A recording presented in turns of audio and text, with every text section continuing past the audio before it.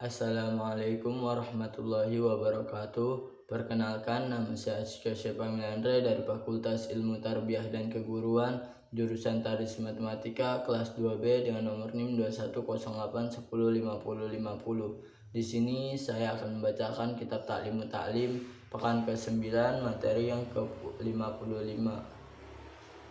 Bismillahirrahmanirrahim. Qala Rasulullah sallallahu ta'ala alaihi wasallam, man arafa nafsahu faqad arafa rabbahu. Bersabda Rasulullah sallallahu alaihi wasallam, siapa saja yang mengenal kepada dirinya, maka sungguh dia telah mengenal kepada Tuhannya. Fa idza arafa ajja nafsihi faqad arafa qudratallahi ta'ala. Maka apabila dia mengenal kepada kelemahan dirinya, maka sungguh dia mengenal kepada kekuasaan Allah Ta'ala. Wala ya'tamida ala nafsihi wa aqlihi bal yatawakkal ala Allah Ta'ala. Dan hendaklah jangan bersandar belajar kepada dirinya dan akalnya, bahkan hendaklah bertawakal belajar kepada Allah Ta'ala.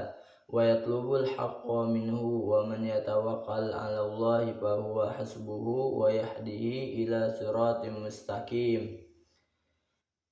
Dan mencari yang benar kepada Allah, dan barang siapa yang berserah diri kepada Allah, maka Allah akan mencurahkan kepada dia dan Allah akan memberikan petunjuk kepada jalan yang lurus.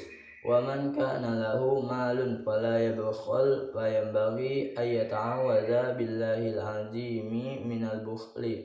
Dan siapa saja yang baginya mempunyai harta, maka tidak boleh kikir, maka semestinya hendaklah meminta perlindungan pelajar kepada Allah yang Maha Agung dari sifat kikir. Qala Nabi sallallahu alaihi wasallam, ayudain adwa'u minal bukhli. Bersabda Nabi sallallahu alaihi wasallam, penyakit apakah yang paling berbahaya daripada kikir? Wa kana Abu Syaihil Imamul Ajallu Syamsul A'immah Al-Halwani rahimahullahu fakiran yabi'ul halwa'a wa kana yu'atil fuqaha'a minal hawa'i.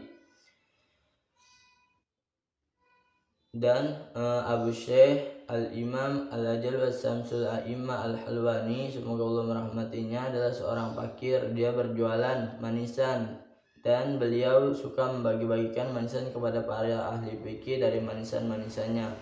Wa yaqulu ud'u libni fabibarakati judihi wa antiqadihi wa tadarruihi nala ibnuhu manala.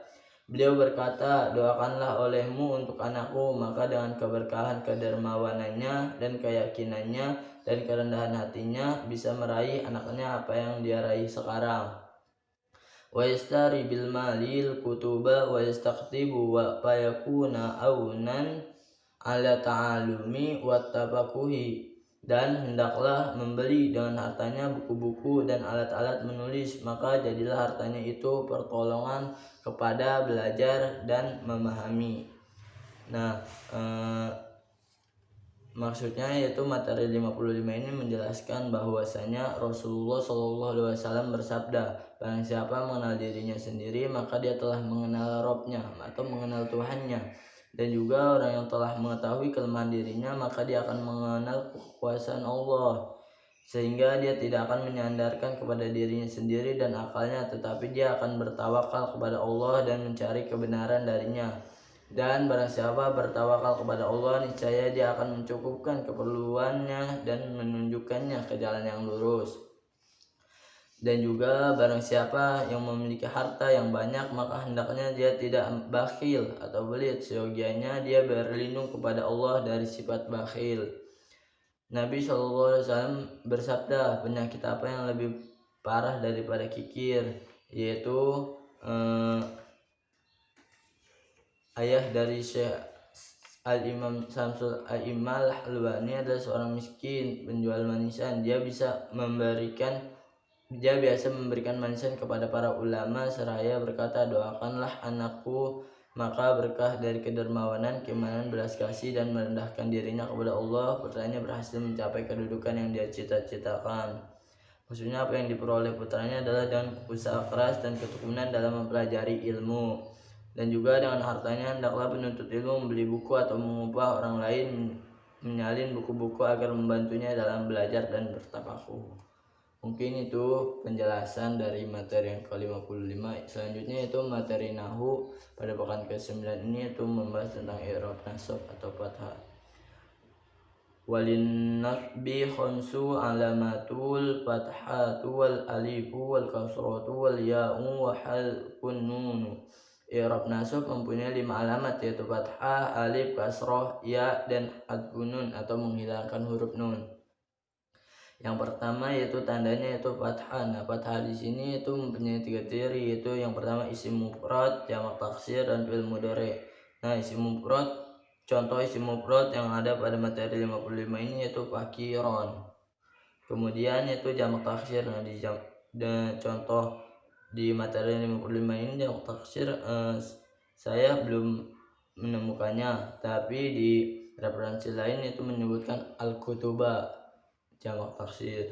Kemudian contoh fi'il mudhari di materi 55 ini yaitu ayata'awadza, terus al-alwa, terus fayakuna, terus aunan.